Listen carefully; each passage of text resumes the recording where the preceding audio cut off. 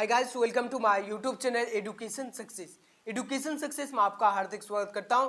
फिर से एक बार हम नए सेशन लेके प्रेजेंट है। इकोनॉमिक्स का सब्जेक्टिव क्वेश्चन यहाँ पर देख सकते हैं। क्या दिया गया? इकोनॉमिक्स का सब्जेक्टिव क्वेश्चन दिया गया, जो कि 2022 के एग्जाम के लिए काफी ज्यादा इंपॉर्टेंट क्वेश्चन होने वाला है। तो सभी स्टूडेंट को वीडियो के अंत तक वॉच करना है। और यहाँ पर देख सकते हैं वायरल क्वेश्चन 2022 का दिया गया। क्या दिया गया? वायरल क्वेश्चन 2022 का है, जो कि काफी ज्यादा इंपॉर्टेंट क्वेश्चन होगा 2022 के एग्जाम के लिए। तो आज का सेशन शुरू करते बिना टाइम वेस्ट किए हुए सभी स्टूडेंट को एकदम लाइक और सब्सक्राइब और शेयर जल्दी से सभी स्टूडेंट को कर देना। और आज का सेशन शुरू करते हैं क्वेश्चन नंबर 1 से। क्वेश्चन नंबर 1 आप लोगों को ध्यानपूर्वक से देखते हुए चलना है। कमेंट्स बॉक्स में बकवास किसी को भी नहीं करना, ध्यानपूर्वक से क्वेश्चन को और उत्तर को पढ़ते हुए चलना है। कमेंट्स बॉक्स किसी का कमेंट्स आना ही अभी नहीं चाहिए। Okay, question number 1। Question number 1 जो है, प्रश्न 1 जो है, बाजार मूल्य क्या है? बाजार मूल्य क्या है?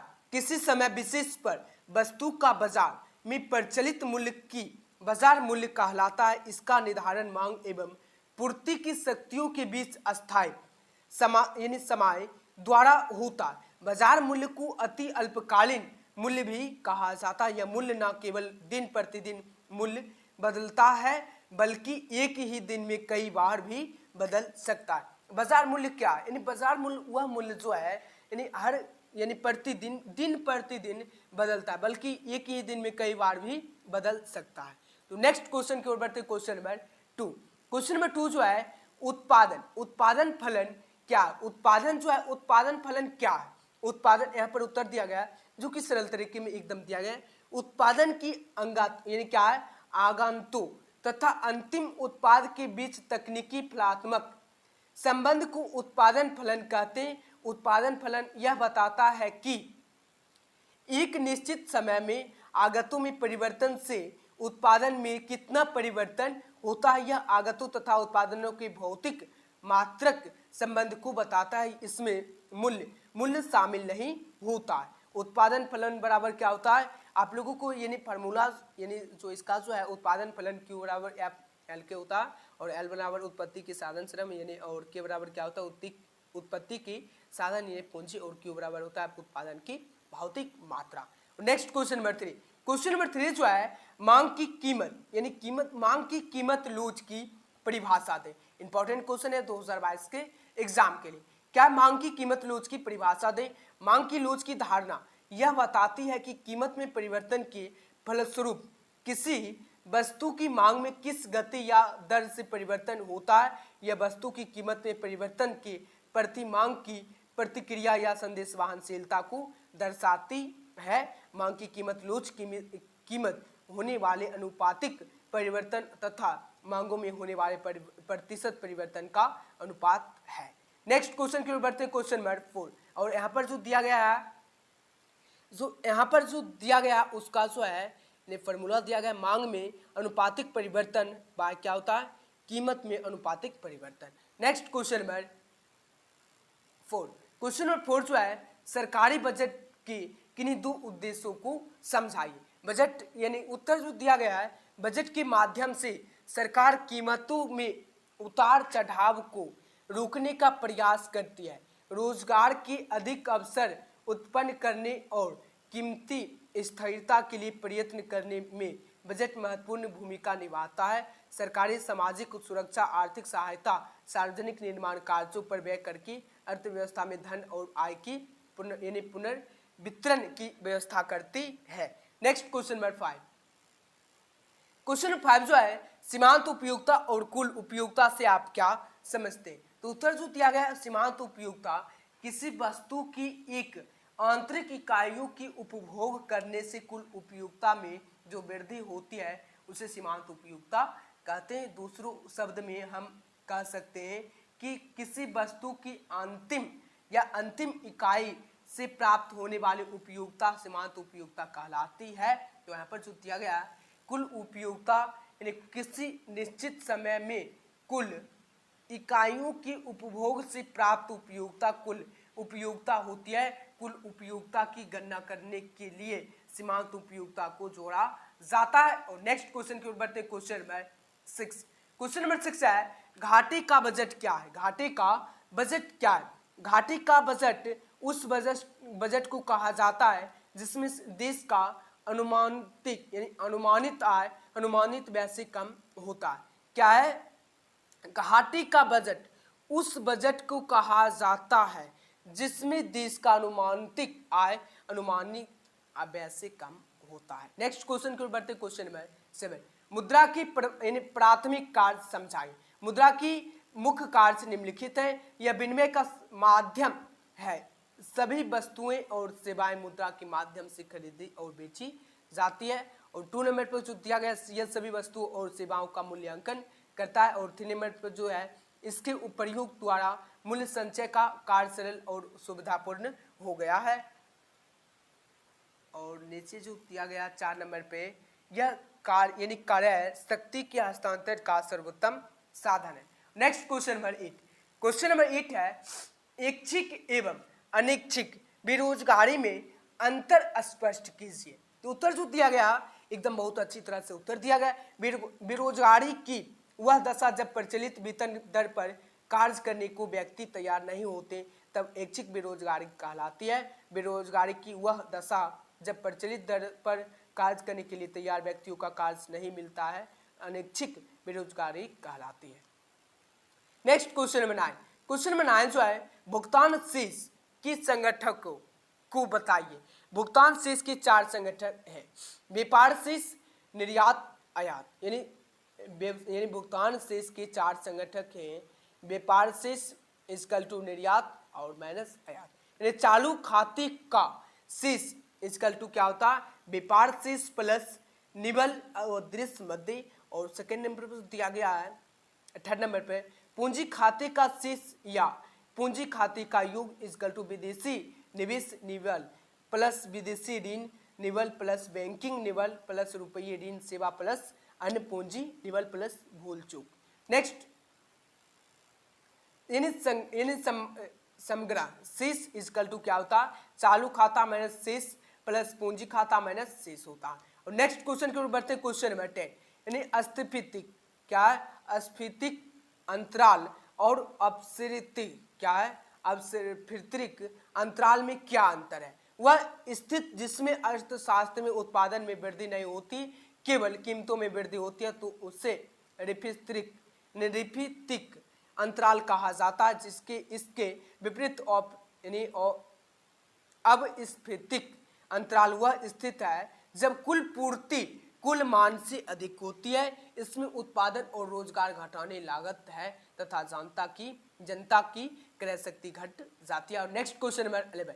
क्वेश्चन नंबर 11 है अल्पकालीन औसत लागत यू आकार का क्यों होता है। अल्पकालीन औसत लागत यू आकार का क्यों होता है। अल्पकाल में परिवर्तनशील अनुपात का नियम लागू होता है। आरंभ में बढ़ते प्रतिफल के कारण लागत घटती है फिर स्थिर प्रतिफल की दशा में लागत स्थिर रहती है तथा क्रम में घटते प्रतिफल मिलने पर लागत बढ़ती है। इसी कारण उत्पादन का आकार बढ़ने पर पहले लागत घटती है फिर न्यूनतम होकर फिर स्थिर होती है और अंत में बढ़ती है। इसी क्रम के आकार यानी कारण इसी क्रम के कारण औसत लागत वक्र यू आकार का हो जाता है। यानी क्या इसमें जो पूछा अल्पकालीन औसत लागत यू आकार का क्यों होता है तो क्या है यहाँ पर जो पहले जो है आरंभ में बढ़ती प्रतिफल के कारण घटती है पहले घट जाती है क्या होती है पहले जो है घट जाती है ऐसे हो जाती है पहले घट जाती है फिर उसके बाद क्या होती है बढ़ जाती है क्या है यहाँ पर यानी प्रतिफल की दशा में लागत स्थिर रहती है तथा कम में घटते प्रतिफल मिलने पर लागत की न्यूनतम होकर स्थिर हो जाती है और अंत में बढ़ जाती है। तो यू आकार की क्यों होता है इस प्रकार से दिया गया। Next question number 12। Question number 12 है फर्म के अधिकतम लाभ की शर्तें क्या है। यानी फर्म के अधिकतम लाभ की शर्तें निम्नलिखित है। सीमांत आगम तथा सीमांत लागत का संतुलन बिंदु पर आपस में बराबर होनी चाहिए। MR equal to MSC। और 2 नंबर पर दिया गया सीमांत लागत वक्र सीमांत आगम रेखा को संतुलन बिंदु पर नीचे काटते हैं। और 13 क्वेश्चन नंबर 13 जो है व्यक्तिगत आय क्या है। व्यक्तिगत आय उन समस्त आयों का योग होती है जो किसी दिए हुए वर्षों के भीतर व्यक्तियों और परिवारों को वास्तविक रूप में प्राप्त होती है। यानी व्यक्तिगत आय इक्वल टू राष्ट्रीय आय माइनस सामाजिक सुरक्षा अनुदान माइनस क्या होता है निगम आय कर अवतरित निगम लाभ प्लस हस्तांतर भुगतान होता है। इससे हमें किसी देश में व्यक्तियों और परिवारों को संभाव्य क्रय शक्ति का आभास हो जाता है। Next question number 14। Question number 14 है पूर्ति अनुसूची एवं पूर्ति वक्र से आप क्या समझते हैं? एक निश्चित अवधि में बाजार में विभिन्न कीमतों पर किसी वस्तु की विभिन्न मात्राएं बेची जाती है। इसे यदि तालिका द्वारा दर्शाया जाता है तो उसे पूर्ति अनुसूची कहा जाता है, परंतु जब विभिन्न कीमतों तथा उन पर बेची जाने वाली वस्तु की मात्रा को जब रेखांतरित द्वारा दर्शाया जाता है तो उसे पूर्ति वक्र कहा जाता है। Next question number 15। Question number 15 जो है क्वेश्चन नंबर 15 है पूर्ण प्रतियोगिता तथा एकाधिकारी में किन्हीं दो अंतर को लिखिए। तो यहाँ पर जो फर्स्ट पर दिया गया है पूर्ण प्रतियोगिता में फर्मों का प्रवेश तथा बहिर्गमन आसान होता है, लेकिन एकाधिकारी फर्मों के प्रवेश पर प्रतिबंध होता है। और सेकंड में दिया गया पूर्ण प्रतियोगिता में क्रेताओं को बाजार का पूर्ण ज्ञान होता है, लेकिन एकाधिकारी क्रेताओं को बाजार का पूर्ण ज्ञान नहीं होता है। इसमें जो है क्या है फर्म का यानी बहिर्गमन आसान होता है और इसमें जो है पूर्ण योग्यता में क्रेताओं का बाजार का पूर्ण ज्ञान होता है, लेकिन एकाधिकारी में क्रेताओं का बाजार का पूर्ण ज्ञान नहीं होता। Next question number 16।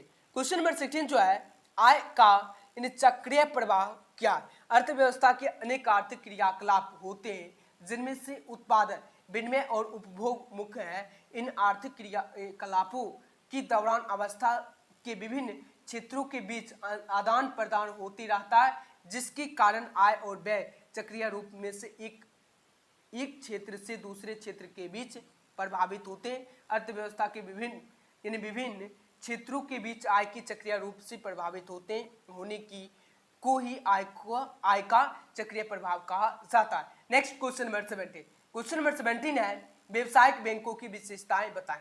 व्यवसायिक बैंकों की निम्नलिखित विशेषताएं फर्स्ट नंबर पर दिया गया है व्यवसायिक बैंक लेन देन मुद्रा के रूप में करता है। यह जनता से जमा स्वीकार करता है। लाभ अर्जन इसका उद्देश्य है। शाखा निर्माण करने की योग्यता इससे होती है। इसकी प्रकृति पूर्ण रूप से व्यावसायिक होती है। यह मांग जमा पैदा करती है और ये जमाएं विभिन्न माध्यम के रूप में प्रयोग की जाती है। Next question number 18। Question number 18 है मांग की लोच से आप क्या समझते हैं? मांग की लोच की अवधारणा हमें मूल्य तथा मांग की परिवर्तन के निश्चित संबंध को बताती है। मेयर्स के अनुसार मूल्य में होने वाले किसी सापेक्षिक यानी परिवर्तन से खरीदे जाने वाली मात्रा में जो सापेक्षिक परिवर्तन होता है उसका माप ही मांग की लोच है। अतः मांग की लोच वह दर है जिस पर मूल्य में परिवर्तन होने से भाग की मात्रा में परिवर्तन होता है। Next question number 19। एकाधिकारी की परिभाषा दे। एकाधिकारी की परिभाषा दे। एकाधिकारी यानी बाजार की वह स्थिति है जिसमें किसी वस्तु का केवल एक ही विक्रेता होता है तथा उस वस्तु की कोई निकटतम प्रति वस्तु नहीं होती है। इसलिए एकाधिकारी फर्म को वस्तु के उत्पादन और बिक्री पर पूरा नियंत्रण होता है तथा उसको किसी विक्रेता से प्रतियोगिता का समान सामना नहीं करना पड़ता है। Next question number 20। Question number 20 जो है बाजार को परिभाषित करें। बाजार को जो है परिभाषित करें। अर्थशास्त्री बाजार का अर्थ किसी स्थान विशेष नहीं लगाते जहां वस्तुएं खरीदी तथा बेची जाती है, बल्कि बाजार शब्द से उन सारे क्षेत्रों का बोध होता है जिसमें क्रेता और विक्रेता का इस प्रकार का प्रतियोगितापूर्ण तथा स्वतंत्र संबंध होता है। इस क्षेत्र में किसी वस्तु के मूल्य का आसानी तथा शीघ्रता से समान होने की प्रवृत्ति पाई जाती है। Next question number 21। Question number 21 है एकाधिकारी प्रतियोगिता की परिभाषा दें। एकाधिकारी प्रतियोगिता वह बाजार स्थित है जिसमें वस्तु विशेष की अनेक यानी विक्रेता होता है, लेकिन प्रत्येक विक्रेता की वस्तु किसी भी अन्य विक्रेता की वस्तु से उपभोक्ता की संतुष्टि में किसी प्रकार से विभिन्न होती है। Next question number 22। Question number 22 है जो कि काफी ज्यादा इंपॉर्टेंट क्वेश्चन है 2022 के एग्जाम के लिए, और सभी स्टूडेंट को एकदम लाइक और सब्सक्राइब और शेयर करते हुए चलना है। आर्थिक क्रिया से क्या अभिप्राय? आर्थिक क्रिया से क्या अभिप्राय है? आर्थिक क्रिया वह क्रिया है जिसका संबंध आवश्यकताओं की संतुष्टि के लिए सीमित साधनों के उपयोग से है।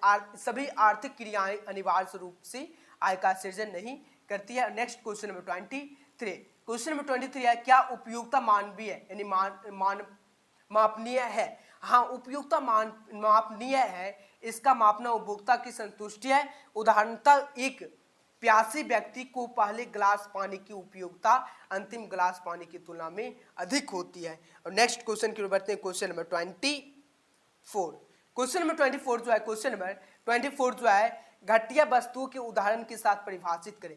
घटिया वस्तु वे हैं जिनकी मांग आय बढ़ने के साथ घट जाती है और आय घटने के साथ मांग बढ़ जाती है। घटिया वस्तुओं का आय प्रभाव ऋणात्मक होता। मोटा अनाज, मोटा कपड़ा आदि घाटनीय वस्तु के उदाहरण। Next question number 25। Question number 25 है, आय प्रभाव क्या है? आय प्रभाव क्या है? मौद्रिक आय समान रहने पर वस्तु की कीमत में परिवर्तन होने से वास्तविक आय विपरीत दिशा में घटती है या बढ़ती है। उदाहरण के लिए, कीमत में कमी से दी गई आय से अधिक मात्रा में वस्तु प्राप्त होती है। इसके विपरीत कीमत में वृद्धि से दी गई आय से कम मात्रा में वस्तु प्राप्त होती है। वास्तविक आय में इसी परिवर्तन को आय प्रभाव कहते हैं। तो आज के लिए 25 क्वेश्चन रहने देते हैं और मिलते हैं नेक्स्ट वीडियो में। Thanks for watching. सभी स्टूडेंट को लाइक और सब्सक्राइब और शेयर करना सभी स्टूडेंट को कर देना। और सुबह में 5 बजे क्लास चलेगा, बिजनेस स्टडी का सेट ए और सेट बी आप लोगों को करवाया जाएगा। तो सभी स्टूडेंट को 5 बजे क्लास में आना है और पक्का बोर्ड सुबह में क्लास चलेगा ही चलेगा, एकदम गारंटी के साथ सुबह क्लास चलेगा। मिलते हैं नेक्स्ट वीडियो में। Thanks for watching. Good night, take care.